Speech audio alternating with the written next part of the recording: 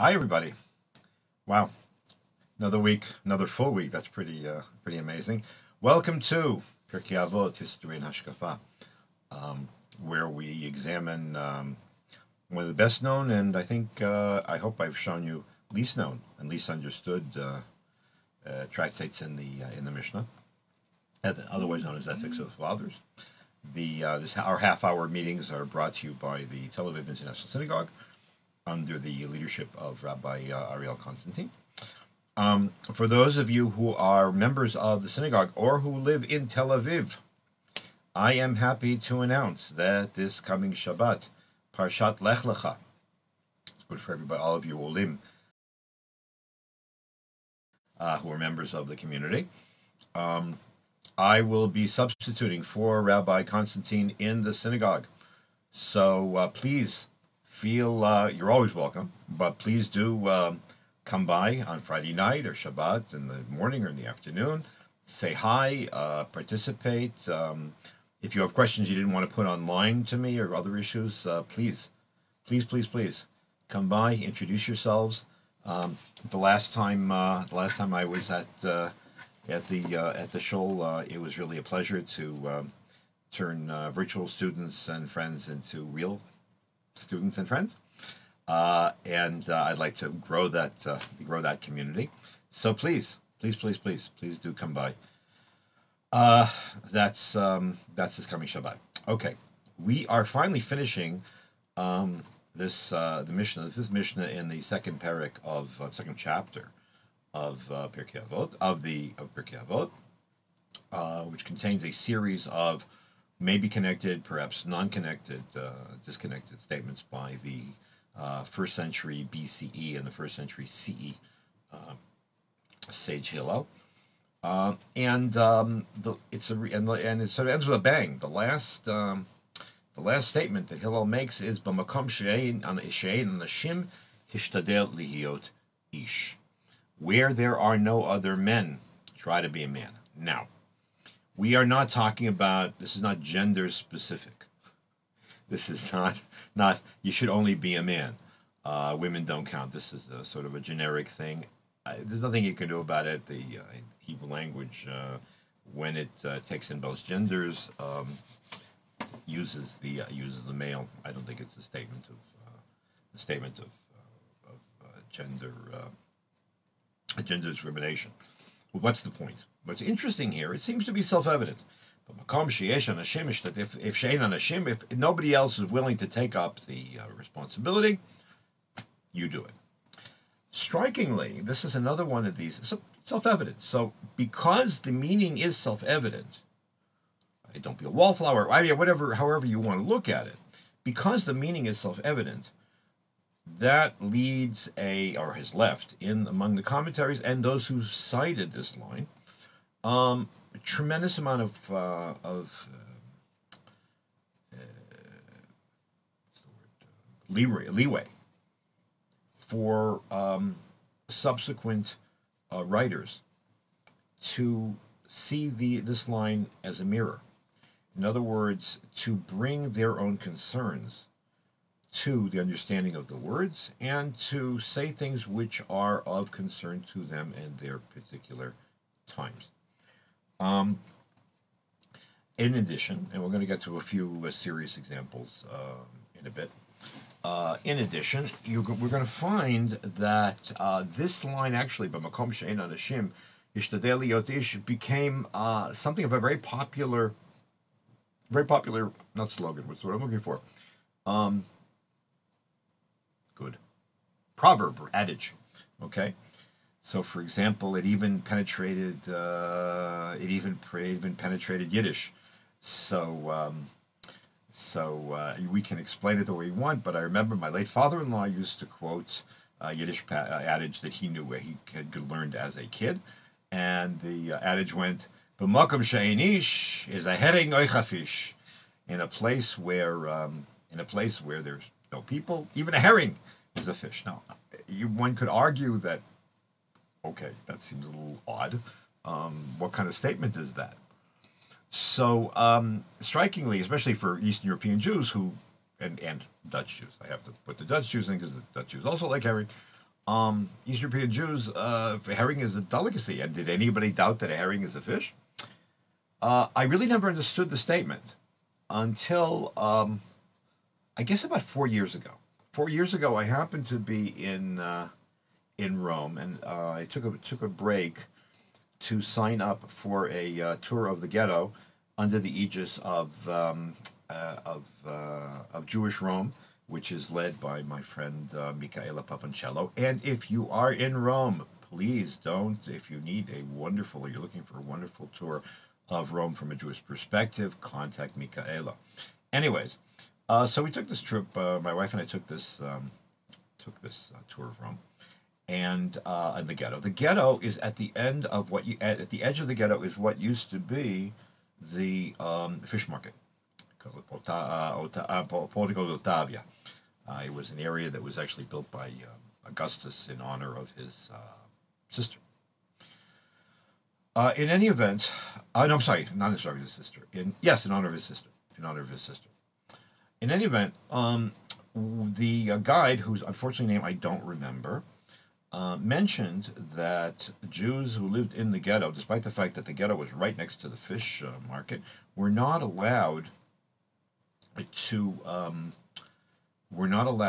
come and buy fish until the end of the day. At which point the best catches, the best types, were not available. What all that was left for Jews to buy were the smaller fish, which is herring, basically herring or sardines or anchovies, little fish that nobody else wanted. So I remember that the guide mentioned that this sort of like was a boomerang for the Roman authorities, because, as we all know, those fish have more omega-3 than anything else, and that helped to sort of advance Jewish intellect. The point is, however, that in the popular contention, the popular imagination, herring is a less valuable fish. So then I understood what the point of my father-in-law's statement was, and that is that b'makom she'ein ish is the herring or fish, that when nobody else is around, even the person who sees himself, or maybe is objectively not as talented, is the one who was asked to step up, and that is exactly what we're going to discuss. But we have to see what that means. But we have to see it. You can look at it from different points of view. So let's go through a few different possibilities, and see where they take us. So I did a search just for funsies. I did a search as to how different writers had understood this statement. So there is a late 11th, early 12th century commentary that's printed in the standard editions of the Talmud, which is attributed to Rashi. Rashi did not write it. It comes out of the same kind of milieu. It apparently is a German commentary. It comes from the Rhineland, and when I saw it, my eyes actually really sort of bugged out, because the author says, "B'makom she'ein anashim hishtadel lihiyot ish." If there are ish, meaning what you would call in French an homme d'affaires, a business person, or a person of the affairs of this world, he says if there is no one willing to take upon themselves the responsibilities of public welfare, then by all means you should absolutely make the effort and try to do so.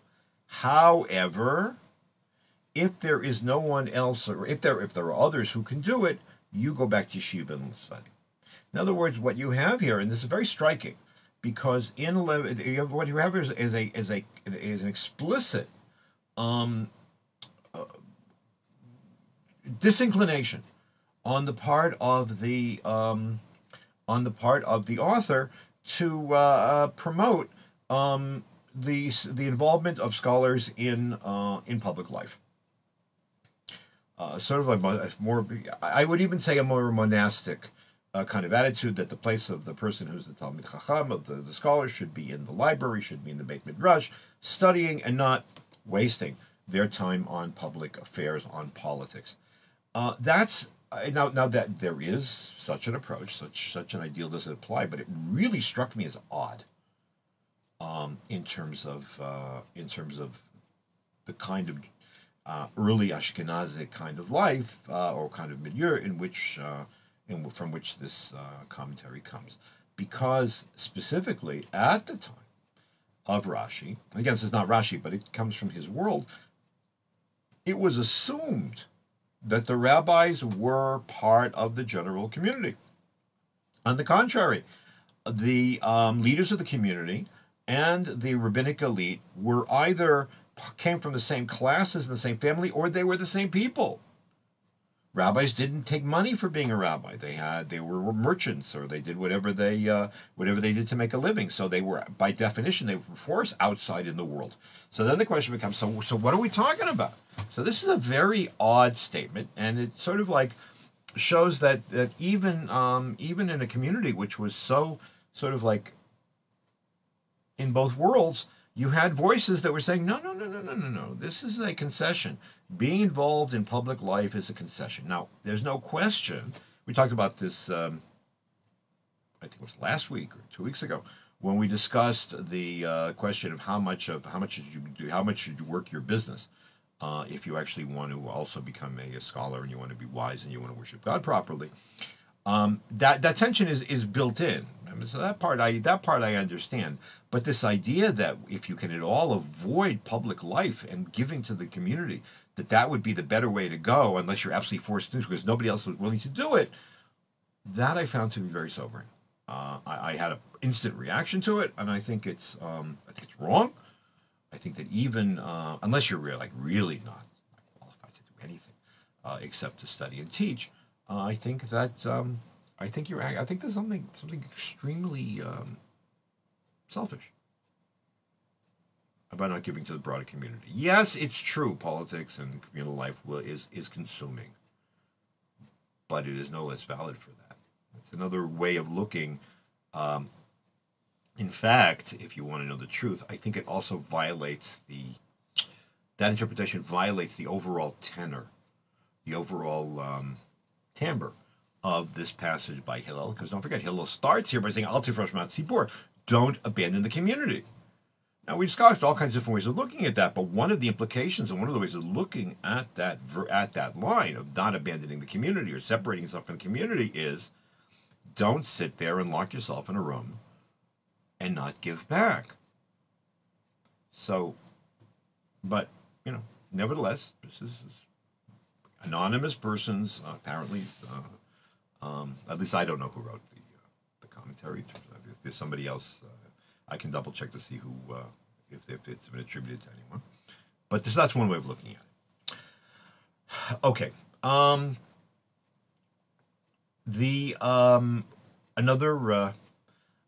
Another more obvious, I think, way of interpreting the line is attributed to I guess not just attributed. Is enunciated by Rabbi Ovadia Sforno. Now, Rabbi Ovadia Sforno is an interesting person. He was a 15th century, early 16th century doctor and philosopher and rabbi and biblical commentator. And the interesting thing about Rabbi Ovadia Sforno was that, first of all, he's one of the first people to have graduated from the University of Bologna medical faculty. That was not something that was normal. Jews who became doctors generally did it in a fashion which we would usually call like apprenticeship. You'd find a Jewish doctor, the doctor would train you, and then he would say, when you're ready to go, he'll let you be a doctor. Going to medical school was not something which Jews were allowed to do. And it's interestingly, many Jewish historians saw in his acceptance to the Bologna Medical School, which is still a very fine medical school and still attracts a lot of Jews, especially Israelis who can't get into it because there are so few places in Israeli medical schools. Sforno, they see in this acceptance sort of like a sign of the, what should we call it, the wonderful relations that obtained between between Jews and Christians in Renaissance Italy. That all of the hostility and we find in elsewhere in Christian Europe didn't obtain. That's baloney. There is a book which I highly recommend. It's in Italian though. Oh, here it is, sitting next to my thing. A book by a great scholar whose name was Vittorio Colorni. He died a number of years ago. There's the book. The book is called Judaica Minora. In that book, Colorni has an article in which he shows, in which he has the a copy of Ovadia Sforno's diploma from medical school. And if you read the diploma, it's I'm not gonna depress you totally in terms of the way it's written, but let's say that it's the way that this diploma is written. It's not a standard text the way that most diplomas are. It's basically the faculty says, well, we let him in and we hoped he would convert to Christianity, but he didn't. But he finished school, so we'll make him a doctor. This is not a this is not like a great endorsement of of, uh, of, Jewish Christian relations. Anyways. Sforno, but Sforno was an interesting person. He, as long as we're talking about him, he actually wrote, simultaneously published in Latin and in Hebrew, his great philosophical work, which is called Or Amim, the Light of the Nations, which he published in Latin at the same time, Lux Gentium, the same thing, or the Light of the Nations. But he's best known, as I said, for his commentary on Chumash and elsewhere, and says the Sforno as follows on our Mishnah. במקום שאין אנשים, ישתדל להיות איש. He says, you know, we have a tendency to get full of ourselves. And and I think it's something that we're all involved with. We have a tendency, if we have an insight, if we have an idea, to get all excited. And to have, how did somebody put it to me next? Put it to me in general in the media age. We have a tendency to have our fingers are light on the send button, whether it's to post in Facebook, to send in Twitter, or to send a mail. Now I know when I was a business person, I had a travel company. I know that for a while I lost actually an investor because I sent off a letter without realizing that a previous correspondence, which I didn't want him to see, was at the bottom of the thing, and that was into that. So, anyways, he says, you know, what does that mean? He says that if you have achieved something, if you've made a discovery with a novel Torah interpretation, you have a great idea, whatever, breathe deeply and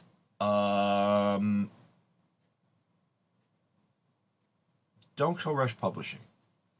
Don't rush to publish so fast. If there are, especially if there are those who are greater than you, raise the issue, discuss it, bring it to those who know more than you, be aware of those who know more than you, and then after you've fully developed and sort of seasoned the idea, then there's no problem in terms of publishing. Okay. But don't be so quick to run into print before you've really talked it over with others that are greater and smarter than you. And there are always those who are greater than smarter than you. The sign of, it's funny. The sign of the fine scholar, of the great scholar, is the one who has lots of people in their acknowledgments. In terms of when they write their introduction to their books, because they know what they don't know, and therefore they're going to check with other people who might be able to give them other ideas, and then they go forward. However, says Sforno, if you're living in an era of intellectual pygmies, or there really is no one else around, don't sit there and overly restrict yourself. On the contrary, you have an obligation, even if you think you don't measure up to others who might be greater than you, who perhaps lived at another time. That should not paralyze you. You have an obligation to express your ideas, to spread your ideas, to stand up, and to be counted to the degree that you can. One of the great, there's a wonderful, I mean, the Ecclesiastes has a line in which he says that you know, don't sit there and say they were the people who lived before me were greater, so I have no right to an opinion. You're what there is. You're all there is. If that's all there is, then you've got to be it. Now, Sforno says it in the context of Torah study. I've expanded it to the area of scholarship and so on. However, the truth of the matter is, it's really, really, really, it's really, really applies to everything else in life. So, for example, Rabbi Shimon ben Tzemach Duran, who was a Rav in the early 15th century in Fez, says, you know what? When there is a need, you got to stand up. You got to step up to the plate. You don't have a choice. Not hishtadel. Hishtadel liot ish doesn't mean I'll try. I don't know. Maybe no. You have to be determined. You have to be determined, and you have to be firm, and you have to know that this is what I'm supposed to do, even though it's hard, even though it's not what even though it's not what I had in mind doing for the rest of my life, and even if it was a matter of even if you're going to pay a price. Hishtadel means you have to constantly work on yourself to have the inner fortitude to do what's right.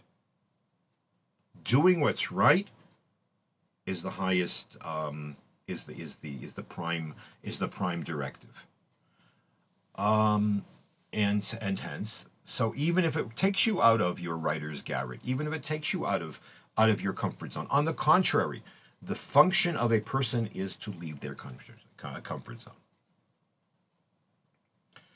zone.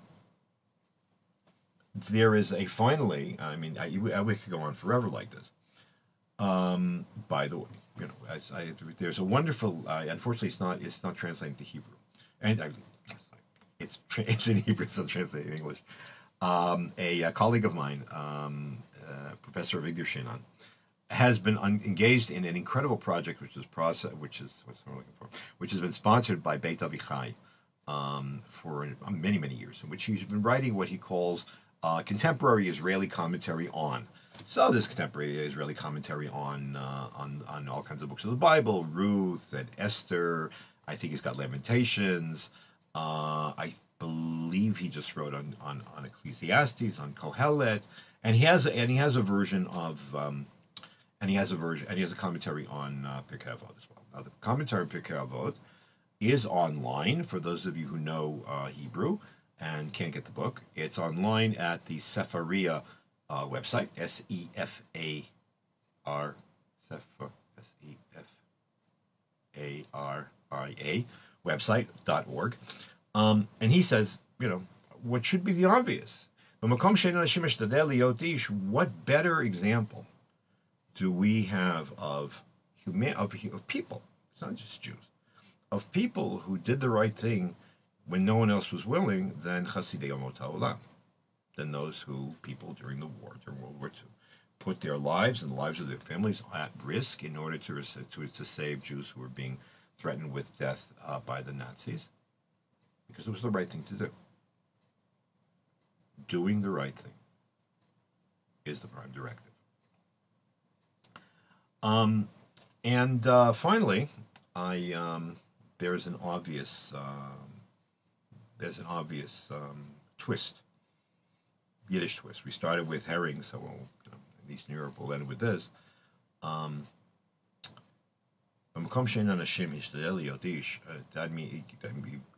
literally means what we've said. But an ish in Yiddish is a mensch. And a mensch in Yiddish, for those of you who don't know, is a person who acts like a human being. He is polite, or she is respectful, is dignified, allows for, acts in a way which is not reprehensible, doesn't use profanity, doesn't make ad hominem arguments, doesn't belittle or dehumanize anybody else. You act like a mensch, like a person, with dignity, and you respect somebody else's dignity, treating everybody in the world as my friend Rabbi Dr. Moshe Berger from Cleveland says, always remembering that the person standing in front of you was also created in the image of God. One of the, I think I mentioned this, that I mentioned this in my Parsha video a couple of weeks ago, that Rabbi Naftali Tzvi Yehuda Berlin, in a famous introduction to his commentary on the Bible, on the Torah rather, called Hameg Davar, says that the whole function of the book of Genesis is to teach people how to get along with each other and to deal with one another respectfully, because Kad Derech Eretz Kad Mala Torah, because how to be a person, how to be a mensch, Hishtadel Liyot Ish, is the free. Without that, the Torah can't get off the ground. Hence, Hishtadel Liyot Ish means if everybody's acting in an untoward and disgusting and impolite and disrespectful manner, it's easy to get carried away with that. It's incredibly easy to go with the mob and sit there and be part of a Twitter mob and a cancellation mob and whatever mob you want to have or don't want to have. Ishtadel liyot ish. Work on yourself to make sure that what you become and the way that you act is like an ish. It's like a mensch.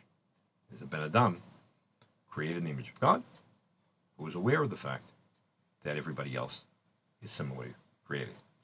So, we will see you next time. Those of you in Tel Aviv, you are welcome to come, please, this coming Shabbat to the Tel Aviv International Synagogue, number one. Number two, please feel free to share this video to whomever. It'll be not only on my Facebook page and on the Tel Aviv International Synagogue Facebook page. It'll be on my YouTube channel, which you are welcome to please to subscribe to. There will be a audio version on YU Torah, and please get the word around. And please, I welcome your answers, your questions. You can contact me on you can do the comments down here, or you can send me a direct message. Whatever is easiest for you. We will see you next